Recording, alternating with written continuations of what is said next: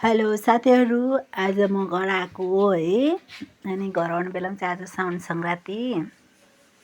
अनि त्यसपछि मैले मासु बनाउनु पर्ला भनेर सोचिरहेको थिएँ है। तर मलाई खाना बनाउन आउँदैन, मेरो हस्बेन्डले सधैँ बनाउने हो है।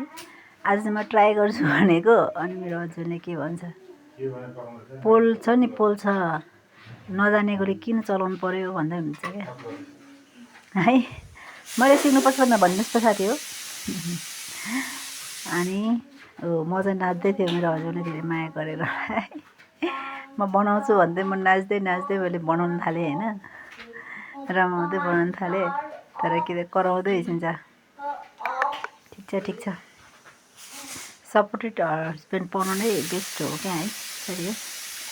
त्यही भएर गाह्रो छ मलाई पनि होइन, रात दिन नभनेर काम गरिरहेको आउँछु थोरै लाग्छ है, केही काम गरेर पाइरहेको हुँदैन। अनि आउँछ, आयो, खाना खायो, सुत्यो, त्यही हो, बिहान उठ्यो फेरि गयो, त्यही हो मेरो काम घर आएपछि है। आज चाहिँ म 2टा मासु बनाउनु लाग्यो, एउटा दिदीले दिएको र एउटा आफूले ल्याएको, 2टा मासु मिक्स गरेर बनाउनु लागेको छु है साथी हो। त्यहाँदेखि यस्तै। अनि अरू के छ साथी हो, हजुरहरूको हालखबर आज सङ्क्रान्ति कसरी मनाउनु भयो है।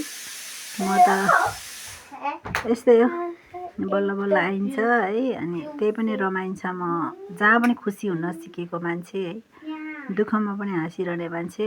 मलाई दुःख त केही जस्तो लाग्दैन। म राति कति बजेसम्म पनि काम गरिरहेको हुन्छु, तर मलाई खासै केही हुँदैन है साथी।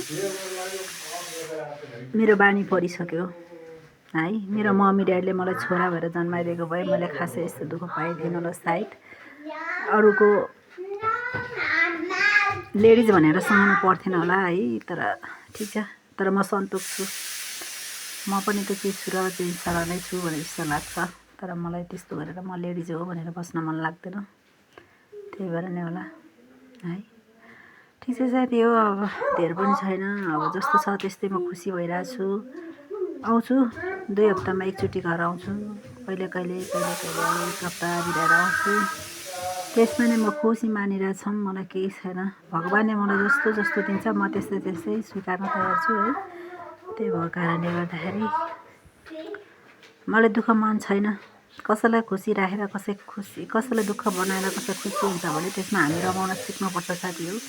त्यो नै हाम्रो मनभित्रको त्यो हो है साथी हो। त्यही भएर मलाई कुनै पनि कुरामा गाह्रो लाग्दैन, काम गर्न पनि सानो ठुलो केही पनि लाग्दैन।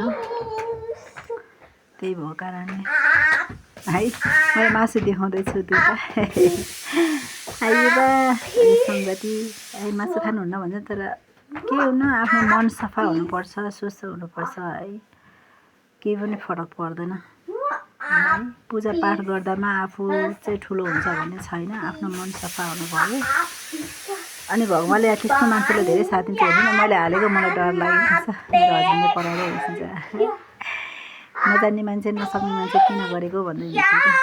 तर ठिक छ है, म चाहिँ मेरो कलेज हो, मेरो छोरोको लागि भुट्नको लागि हालेको, म डराएँ। अब मैले के गर्छु, म मुढामाथि चढ्छौँ होइन, अनि म आक्लो भएर चाहिँ के गर्छ पकाउन सुरु गर्छ। तै पनि मलाई डराइरहेछ, एकदम गाह्रो भइरहेछ। त्यसैले है गाली गर्दै हिँड्छ नि, कस्तो आयो भन्दै हिँड्छ। ठिक छ केही छैन, यस्तै हो जिन्दगी होइन। तर खाना बनाउन चाहिँ सिक्नु पर्ने रहेछ। पहिलादेखि सिकेन साथी हो, अब यस्तै हो, अहिले दुःख पाइयो खाना बनाउनुमा चाहिँ। आयो बा डराइरहेछ है। म सक्दिनँ अब, यतिभन्दा मैले गर्दिनँ होला सायद, बनाउनु सक्दिनँ। अब मेरो हस्बेन्डले सहयोग गर्नुहुन्छ सबै। मलाई गाह्रो हुन्छ, मलाई पोल्छ भनेर डर लाग्छ क्या साथी हो। त्यही भएर यस्तै हो जिन्दगीमा, दुःख सुख सबैको हुन्छ, तर हाँसी खेली जानुपर्छ। मैले चुरा देखाउँदैछु साथी, आज साउने सङ्क्रान्ति 1 गते हो, त्यही भएर मैले खरी चुरा लगाएर देखाउँदैछु होइन। मेरो हस्बेन्डले नै भन्नुहुन्छ सिन्दुरहरू लगाएर यताउता गरेर खासै उसो हुन्न भन्नुहुन्छ क्या। हामी सिम्पल भएर हिँड्न नै बेस हुन्छ भन्नुहुन्छ क्या। त्यही भएर आफूलाई जस्तो सहज छ त्यस्तै लगाएर हिँड भन्नुहुन्छ। अनि मैले चाहिँ मलाई आफूलाई जस्तो कम्फर्ट हुन्छ म त्यस्तै लगाएर हिँड्छौँ मेरो हस्बेन्डले चाहिँ यही गर्नुपर्छ यही हुनुपर्छ भने कहिले पनि भन्नु भएन है, भन्नु पनि हुँदैन, स्वतन्त्र छोडिदिनुहुन्छ। अनि म बढी दायाँ माया कहिले पनि कसैसँग लाग्दिनँ। मेरो छोरालाई पनि बाँच्न थाहा पाएँ, आउँदैछ मेरो छोरो। ए मेरो छोराले के खोज्दैछ साथी हो होइन।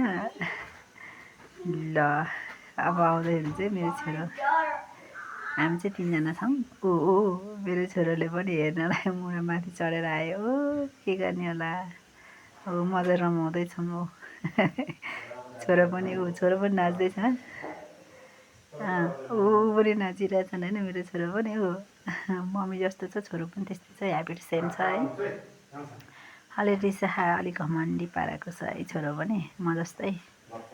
त्यही भएर आज छोरो र मेरो चाहिँ यस्तो झगडा पऱ्यो नि साथी हो। ठुलो झगडा पऱ्यो मेरो छोरो र मेरो, तर भन्दिनँ म, पछि सिक्रेट रुममा भन्छ है त। त्यो कारणले है रमाउँदैछन् है। र म त सानो कुरा पनि रमाउँछु। मलाई यस्तो ठुलो कुरा चाहिन्छ भन्ने छैन साथी हो होइन। आफ्नो कर्ममा जस्तो छ त्यस्तै भोग्नु परिहाल्छ। म चाहिँ सानो कुरामा नै रमाउने खुसी हुन्छु है। मेरो छोरा र म चाहिँ यस्तो छ कि दिदी बहिनी जस्तै छ साथी हो। हामीसँगै हिँड्यो भने दिदी बहिनी हो भनेर सोध्नुहुन्छ है। मेरो छोराले माया गर्दैछ। के गर्ने होला मेरो छोरालाई, सेम साथी जस्तै छ के। हामी आमा छोरा भन्दैन, हामी दिदीभाइ भन्छन् होइन। यस्तो राम्रो छ है। उसको कपडा मलाई ठिक हुन्छ, मेरो कपडा उसलाई ठिक हुन्छ। कति खुसी छ। अनि त्यही हो साथी हो, रमाउँछु म। हरेक सानो कुरामा नै रमाउँछु। मलाई दुःख पऱ्यो भने, मैले दुःख पऱ्यो भनेर यताउता उस गर्दिनँ। किनभने मैले दुःख सहन सकिन्छ है। सानोदेखि दुःख गरेको भएर होला मलाई त्यस्तो खासै केही लाग्दैन। दुःख आउँछ जान्छ, जस्तो कर्ममा छ त्यस्तै भोगिन्छ। त्यही हो साथी हो।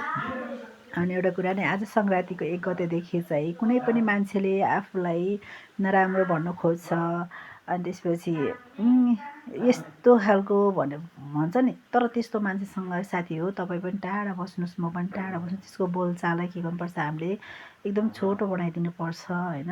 रियलाइज होस् न, मेरो कारणले गर्दाखेरि उसको चित्त दुखेछ है भन्ने होस्। त्यही भन्न चाहन्छु। आज सबैलाई ह्याप्पी माघे सङ्क्रान्ति भन्छु म। ह्याप्पी साउने सङ्क्रान्ति भन्छु। हेर्नु नि साथी, माघे सङ्क्रान्ति साउने सङ्क्रान्ति भन्छौँ होइन। आजदेखि हाम्रो नारीहरूले चाहिँ के त, नारीहरूको चाड सुरु हुन लागिसक्यो साथी हो है। अनि हामी हरियो चुरा लाउँछौँ, हाम्रो बुढोको नामको सिन्दुर लाउँछौँ, पोते लाउँछौँ होइन। मैले कहिले पनि लाएको थिइनँ, अब मैलेदेखि हरियो चुरा लगाएको छ। अनि त्यसपछि सिन्दुर किनेर लिएर आएको छु। सिन्दुर मेरो हस्बेन्डले किनेर भएको छ। म चाहिँ सिन्दुर लाउँछु 1 महिना है। त्यही साथी हो। अनि मेरो छोरा हेर्नु न कति खुसी, उसको थाली त्यो हो अनि उसको चम्चा कहिले पनि छोड्दैन क्या मेरो छोराले चाहिँ। सधैँ त्यही हो, उसको बाबाले उसलाई सानो बनाएर चाहिँ खुसी भएर गयो साथीहरू। ल ह्याप्पी सङ्क्रान्ति, सबैजनालाई राम्रोसँग मनाउनु होला अनि खुसी साथ रहनु होला है त। बाई साथी।